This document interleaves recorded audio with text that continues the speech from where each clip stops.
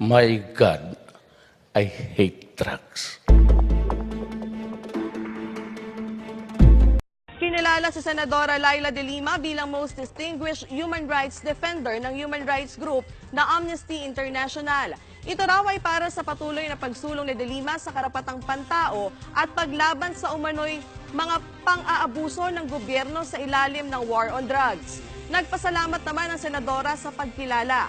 Patunay daw ito na gawa-gawa lamang ang mga paratang sa kanya ng Administrasyon Duterte para mapagtakpan ng umano'y extrajudicial killings sa bansa.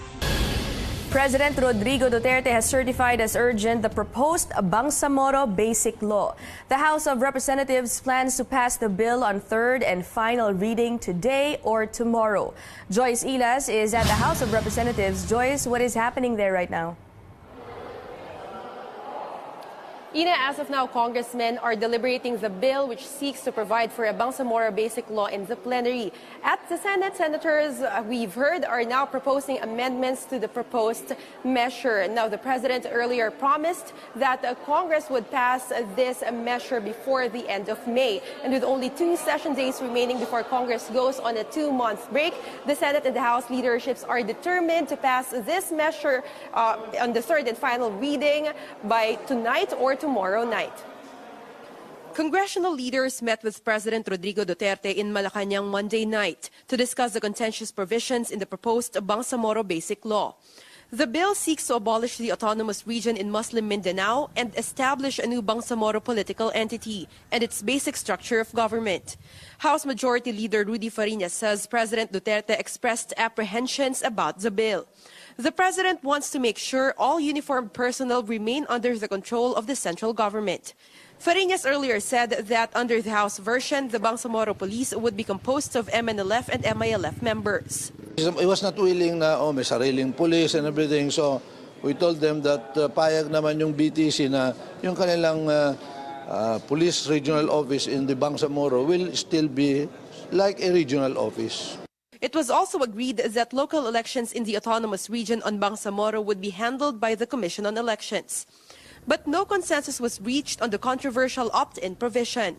This provision states that the Bangsamoro territory would be composed of all contiguous areas where at least 10% of registered voters petitioned to be included prior to the plebiscite on the proposed law. Fariñas explains that the Bangsamoro Transition Commission wants to hold a plebiscite every 5 years for the next 25 years, in case more areas want to opt in or be part of the territory covered by the approved law.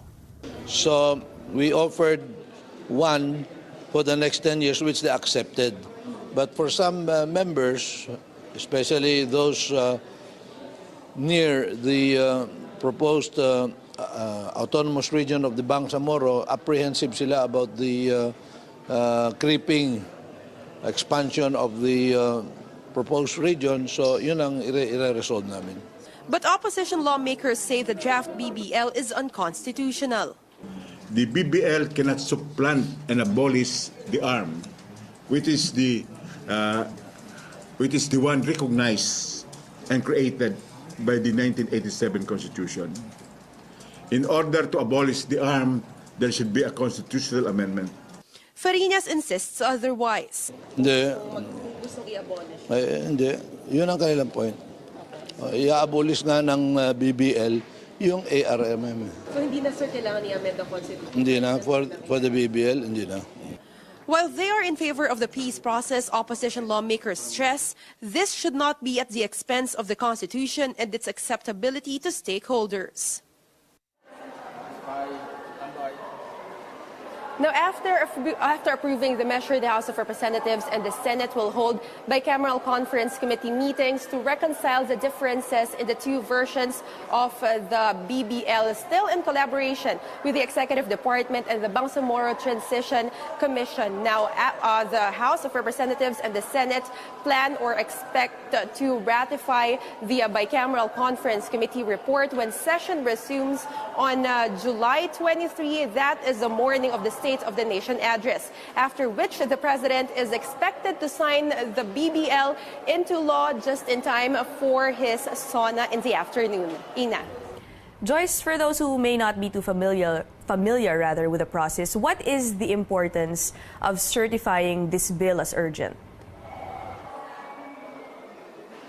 Ina, under the House rules, after a bill is passed on second reading, it is necessary that the final version of the bill is printed out and distributed to House members or to Senate members first 3 days before it is passed on the third and final reading, unless the President certifies the bill as urgent due to a public calamity or an emergency. Now that the President has certified the BBL as urgent, that means the Senate and the House of Representatives may now pass the BBL or a proposed measure into law without waiting for 3 days, or rather pass a measure on second and third reading without waiting for 3 days anymore. Ina.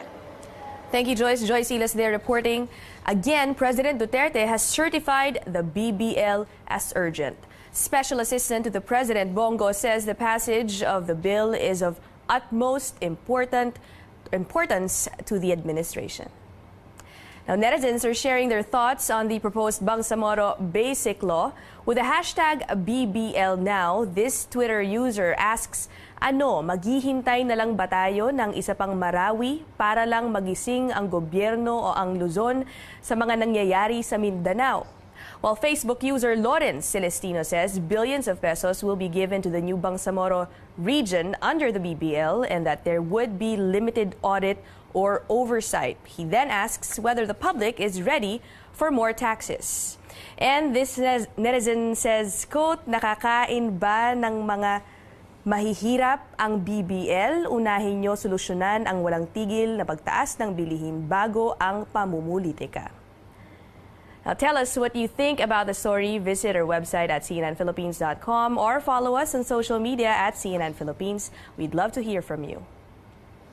Presidential Peace Advisor Jesus Dureza described yesterday's meeting as a good meeting with all leaders of the House and the Senate. In a statement, he says the President will pass and sign the bill in time for the State of the Nation address in July.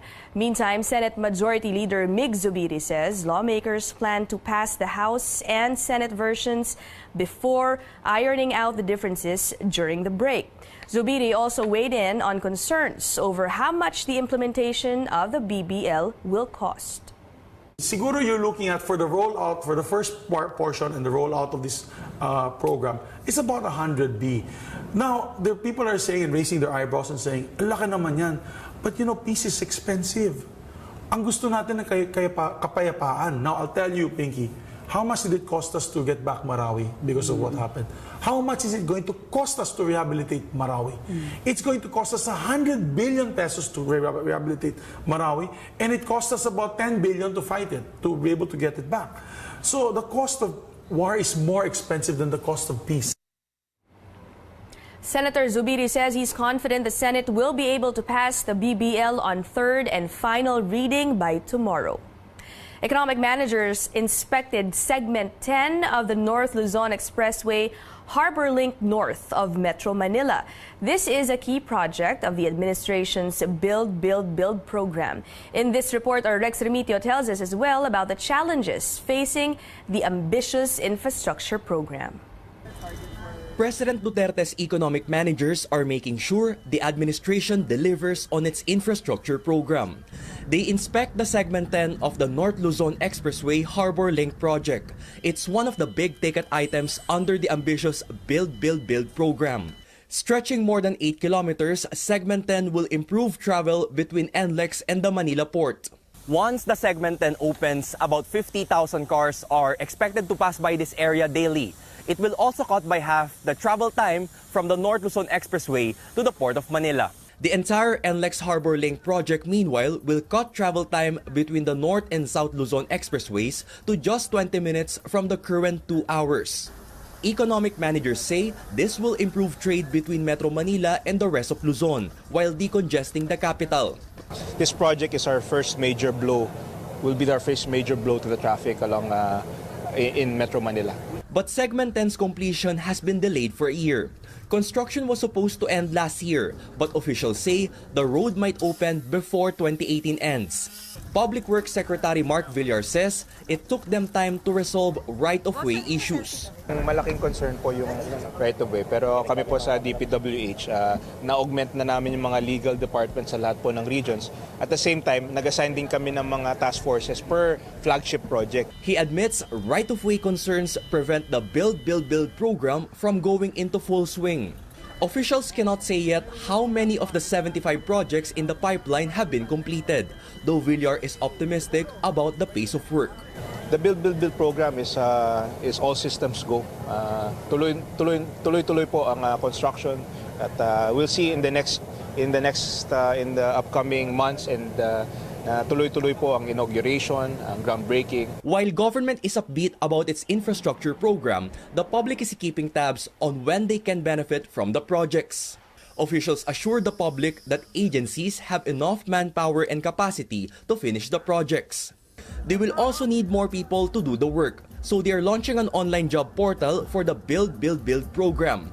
The website will initially offer 11,000 jobs, and Villar says this number can go up to hundreds of thousands in the coming months. Rex Remitio, CNN, Philippines.